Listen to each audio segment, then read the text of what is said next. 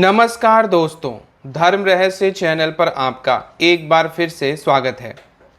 आज लेंगे दर्शकों के कुछ प्रश्नों को और इन प्रश्नों के माध्यम से कुछ जीवन के महत्वपूर्ण रहस्यों को खोलने की कोशिश भी करेंगे। तो चलिए शुरू करते हैं। प्रश्न जो पूछे गए हैं वह इस प्रकार से हैं। अपना श्राद्ध कर्म खुद से करना क्या उचित है? अगर हाँ, तो क्यों और कैसे करना चाहिए? क्या पति पत्नी दोनों एक साथ कर सकते हैं? उसकी क्या विधि होनी चाहिए? क्या माता पिता के जीवित रहने के दौरान ऐसा नहीं करना चाहिए? क्या आदमी को इसके पहले अपने उत्तराधिकारी को जिम्मेदारी देनी चाहिए जो पितृपक्ष में पानी पिलाने वाले का कार्य करे? दूसरा, कोई लड़की जो पहले से शादीशुदा हो और अपने पहले पति से अलग रह रही हो, फिर धोखे से किसी दूसरे लड़के से शादी कर ले और लड़के को शादी के बाद असलियत का पता चले तो क्या करना चाहिए? क्या लड़के पर शादी के बाद लड़की की जिम्मेदारी आनी चाहिए? क्या दूसरी शादी से पहले लड़की की पहले शादी के बंधन को काटने का कुछ उपाय होना चाहिए, या वस्तु स्थिति जानने के बाद लड़के को इसमें क्या करना चाहिए? तीसरा प्रश्न, मैं चाहता हूं कि कोई ऐसी सरल साधना जिससे कि भौतिक जीवन में उन्नति, दूसरे लोगों की कुछ भलाई करते हुए मोक्ष प्राप्त हो। ऐसी कोई सरल साधना जिसमें प्रत्यक्षीकरण ना भी हो तब भी उन्नति और मोक्ष प्राप्त हो जाए। क्या गुरु मंत्र से दीक्षा से यह संभव है या फिर कोई दूसरी साधना करनी पड़ेगी? मैं चाहता हूं कि कोई छोटी साधना करूं और उनके मंत्र का दैनिक जाप करूं, दैनिक पूजा की तरह, जिससे भौतिक उन्नति, मोक्ष की प्राप्ति। घर में माता की पूजा होती है, संभवतः माता ही मेरी कुल देवी हैं, तो वैसे ही मैं कौन सी साधना या दीक्षा उचित रहेगी? कृपया मार्गदर्शन करें। गुरु दीक्षा लेना कब उचित रहेगा? पिछले प्रश्न के हिसाब से क्या उचित रहेगा और ये सब कैसे बताएं? मेरी व्यस्तता है, मैं लोगों का व्यायाम करवाता हूँ, फिजियोथेरेपिस्ट हूँ और मेरी ऊर्जा साधना पर कोई असर पड़ेगा क्योंकि मुझे दिन भर में बहुत से लोगों को छूना पड़ता है। क्या उचित रहेगा ऐसे में? आखिरी प्रश्न, क्या बिना आपका पुत्र उत्पन्न किए, यानी अपना स्वयं का पुत्र उत्पन्न किए, पितृ ऋण से लोग मुक्ति नहीं प्राप्त कर सकते हैं?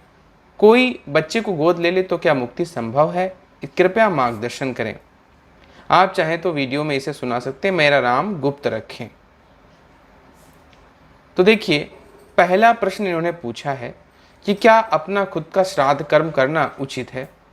देखिए, जिसकी मृत्यु हो जाती है उसी का श्राद्ध कर्म किया जाता है।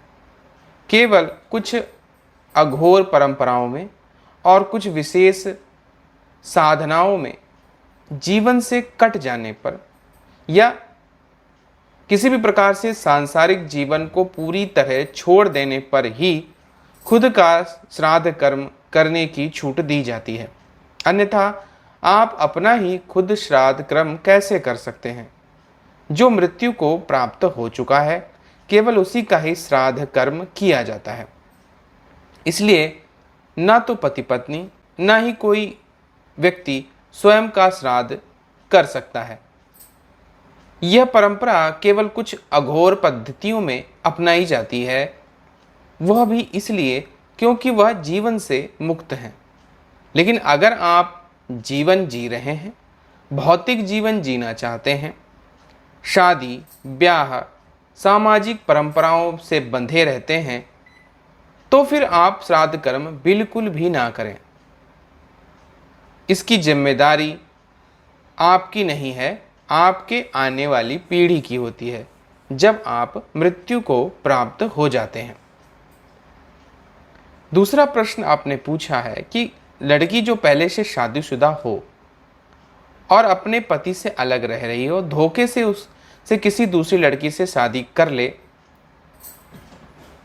और लड़के को शादी के बाद असलियत का पता चल जाए तो क्या स्थितियां हैं? देखिए, पहली बात, शादी समझौते से होती है, एक दूसरे की रजामंदी से होती है।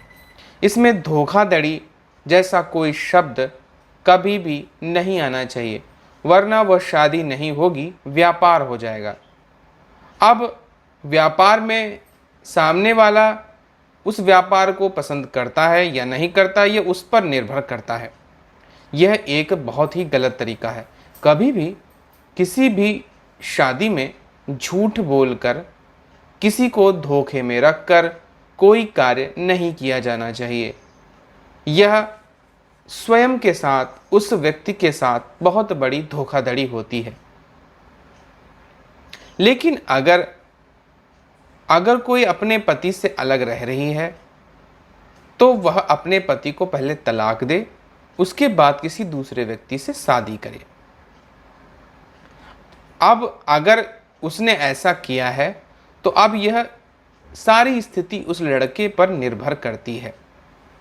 ऐसी स्थिति में कायदे से अब उस लड़के को पहले लड़की पर विश्वास होना चाहिए, तो वह उसका सबसे पहले तलाक करवाए और तलाक हो जाने के बाद फिर उससे शादी करनी चाहिए और दोनों एक दूसरे पर सच्चा संबंध स्थापित करें। और प्रेम संबंध ऐसा होना चाहिए कि पुरानी गलतियां एक दूसरे की माफ़ करते हुए नए जीवन की शुरुआत करें। शादी का बंधन आपके सबसे अधिक मस्तिष्क से जुड़ा होता है। अगर आपने मस्तिष्क में उसे धारण कर रखा है तो वो नहीं कटने वाला है। इसलिए पहले अपने दिमाग से उस बंधन को तोड़ना पड़ता है। इस जीवन में आप तलाक के माध्यम से ऐसा कर सकते हैं। इसमें कोई दोष नहीं है और ना ही कोई आध्यात्मिक अवस्था, क्योंकि यह दो लोगों के बीच का जुड़ाव है। वो चाहें तो उसे तोड़ भी सकते हैं, किंतु हिंदू सनातन धर्म में इसे संस्कार माना जाता है और यह जन्म जन्मांतर तक चलता है। लेकिन तभी जब दोनों एक दूसरे से सच्चा प्रेम करते हों और किसी भी परिस्थिति में एक दूसरे को त्यागने के बारे में न सोचते हों। अब अगला प्रश्न आपने पूछा है कि आप ऐसी कोई सरल साधना करना चाहते हैं जिससे भौतिक उन्नति, लोगों की भलाई और मोक्ष की प्राप्ति भी हो और इसमें कोई कठिन साधना भी ना हो। माता की पूजा भी हो जाए, दैनिक पूजा की तरह हो, कुल देवी की भी साधना हो जाए, तो सर्वोत्तम उपाय है गुरु मंत्र की दीक्षा। क्योंकि गुरु मंत्र ही एक ऐसा है जो आपकी भौतिक जीवन में उन्नति भी लाएगा, लोगों की भलाई करने के साधनों का निर्माण भी करवाएगा, निश्चित मोक्ष की ओर लेकर जाएगा। और जीवन में अगर आपको तांत्रिक साधनाएं करनी हैं तो उसके लिए आपको बल, सामर्थ्य और ऊर्जा प्रदान करेगा। क्योंकि गुरु मंत्र पूरी जीवन भर चलने वाली एक सतत प्रक्रिया है। आप एक माला कम से कम रोज, अगर आपकी सामर्थ्य ज़्यादा नहीं है, और अधिकतम कितनी भी मालाएं रोज कर सकते हैं। सुबह शाम हो सकता है या फिर जब भी आपको समय मिले तब हो सकता है, क्योंकि यह एक प्रकार से उस परम शक्ति से, पराशक्ति से जुड़ने की एक प्रक्रिया है जो मंत्र के माध्यम से हम प्राप्त करते हैं और उस परमात्मा में लीन होने के लिए बार बार उसके इस गुरु मंत्र का उच्चारण करते रहते हैं। इसकी विस्तृत अर्थ को मैंने गुरु दीक्षा वीडियो में भी बताया है कि कितना बड़ा महान मंत्र है, शायद ही कोई दूसरा मंत्र इसके बराबर हो। इसलिए प्रत्येक व्यक्ति को जो भी तंत्र में आना चाहता है, भौतिक जीवन में उन्नति चाहता है, लोगों की भलाई करना चाहता है, सिद्धियां प्राप्त करना चाहता है या जीवन में उन्नति और मोक्ष को प्राप्त करना चाहता है वह अवश्य ही गुरु मंत्र दीक्षा ले, क्योंकि यह प्रत्येक व्यक्ति के लिए अनिवार्य है।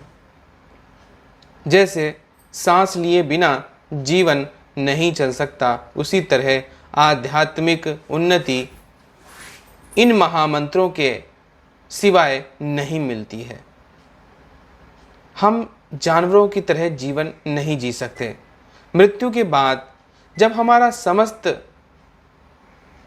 कारोबार, भोजन, रिश्ते नाते, व्यापार, गाड़ियां, बंगले, यहाँ तक कि सारे किए गए कर्म भी यहीं छूट जाएंगे, तब भी हमारे साथ हमारा जाप किया हुआ गुरु मंत्र रहेगा, जो हमारे हृदय में, हमारे मस्तिष्क में, हमारी अंतरात्मा में जुड़ा हुआ है।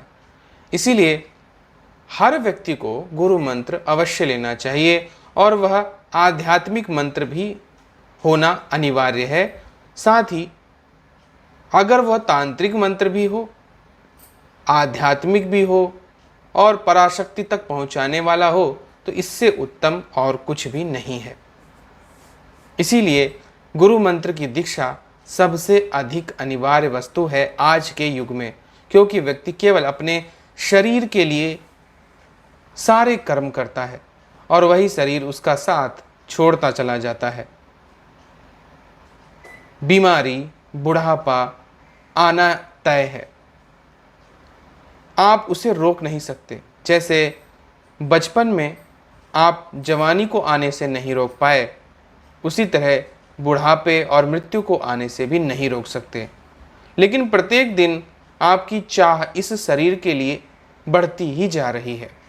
इसे भोजन खिलाने से लेकर इसकी इज्जत, मान, सम्मान, हर प्रकार के कर्मों द्वारा भौतिक उन्नति प्राप्त करने के लिए आप दौड़ते चले जा रहे हैं, लेकिन अंततोगत्वा सब समाप्त हो जाएगा। इसीलिए मैं प्रत्येक व्यक्ति को सबसे पहले गुरु मंत्र दीक्षा लेने के लिए कहता हूँ, और उसके बाद यदि वो तांत्रिक साधनाएं करना चाहता है तो उसके अंदर इतना आध्यात्मिक बल और ऊर्जा पहले से ही आ जाएगी कि फिर उसके लिए कोई भी तांत्रिक साधना आसान होगी और कोई तांत्रिक शक्ति उसका कुछ बिगाड़ भी नहीं पाएगी। अगला प्रश्न आपने पूछा है, गुरु दीक्षा कब लेना उचित रहेगा? देखिए, गुरु दीक्षा हमेशा किसी भी दिन, किसी भी समय ले जा सकती है, और इसके जो विशेष मुहूर्त हैं इसके संबंध में मैं पहले वीडियोस बना चुका हूं। लेकिन साधारणतः एक ही बात का ख्याल रखना है, केवल राहु काल में किसी दिन इसे नहीं लेना चाहिए।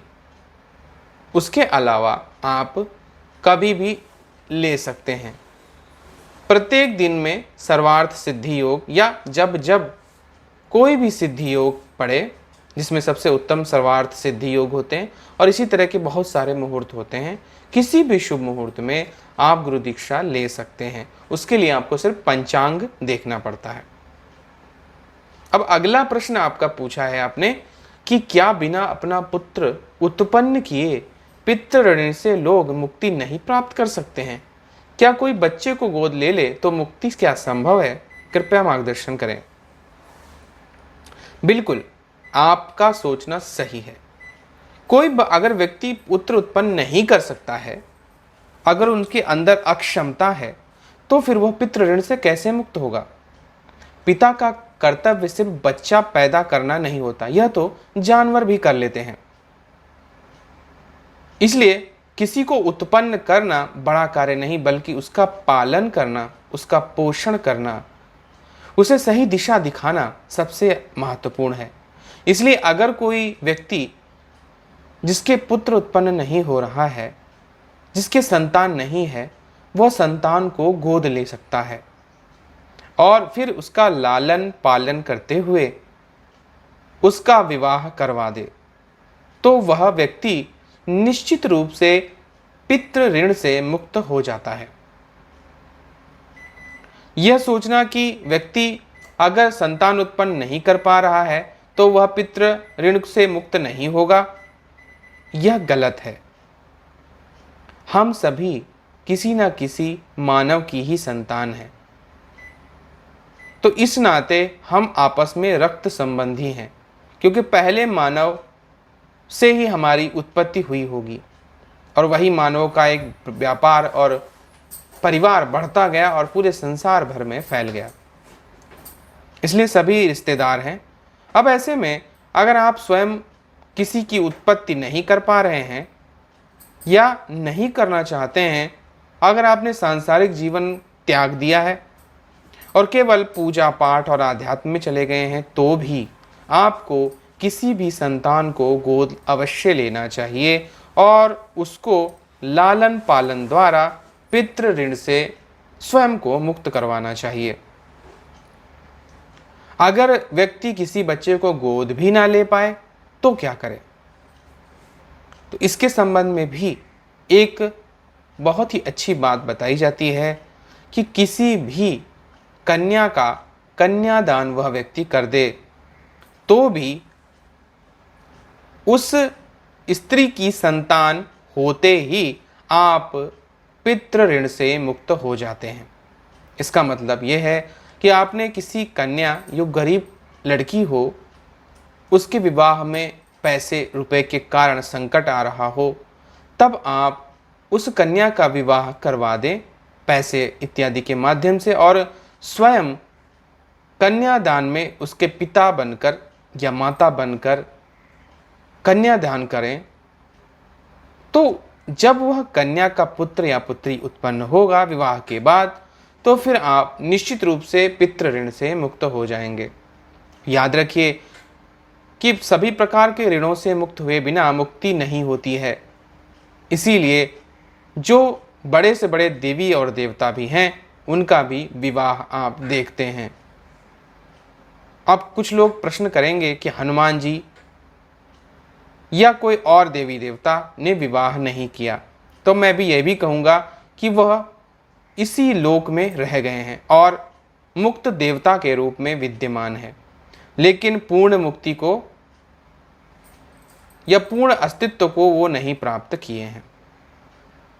इसी से अनुमान लगा लीजिए कि आपको ईश्वर द्वारा जो नियम बनाए गए हैं उनका पालन करना कितना आवश्यक है।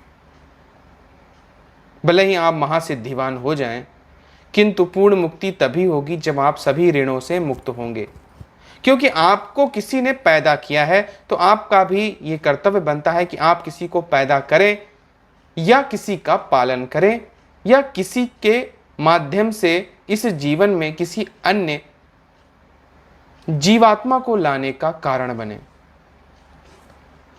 इसीलिए यह कार्य आवश्यक होता है। आशा है आज के सभी प्रश्नों से आप लोग संतुष्ट हुए होंगे। अगर आज का वीडियो आपको पसंद आया है तो लाइक करें, शेयर करें, सब्सक्राइब करें। आपका दिन मंगलमय हो। धन्यवाद।